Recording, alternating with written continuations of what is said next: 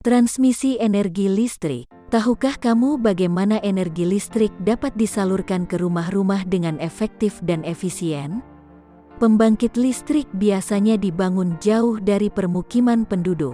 Proses pengiriman daya listrik kepada pelanggan listrik yang jaraknya jauh disebut transmisi daya listrik jarak jauh.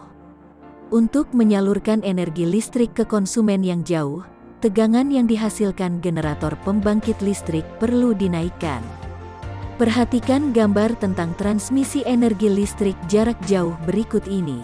Pertama-tama, uap air digunakan sebagai sumber utama pembangkit listrik. Arus listrik sebelum dialirkan ke rumah penduduk tegangannya dinaikkan terlebih dahulu sampai ribuan volt dengan menggunakan transformator step up. Sebelum dialirkan ke rumah penduduk, tegangan listrik diturunkan kembali hingga 220 volt untuk memenuhi kebutuhan industri. Beberapa transformator step down digunakan untuk menurunkan tegangan sesuai keperluan. Transmisi listrik jarak jauh dilakukan dengan menaikkan tegangan listrik. Jika tegangan listrik untuk transmisi jarak jauh rendah, maka arus listriknya akan menjadi besar sehingga diperlukan kabel listrik yang besar dan banyak energi yang terbuang menjadi kalor saat listrik disalurkan dari PLN ke rumah-rumah.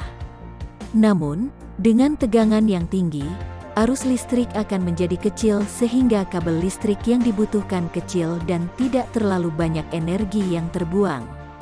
Agar tegangan listrik dari PLN dapat dinaikkan, maka diperlukan transformator step up. PLN memproduksi listrik dengan tegangan sebesar 10.000 volt, sehingga perlu dinaikkan menjadi sekitar 150.000 volt. Transmisi energi listrik dengan tegangan sebesar ini dilakukan dengan menaikkan kabel pada gardu-gardu listrik yang tinggi agar aman bagi penduduk. Pada transmisi berikutnya digunakan transformator step down untuk menurunkan tegangan hingga menjadi 220 volt sehingga dapat langsung didistribusikan ke penduduk.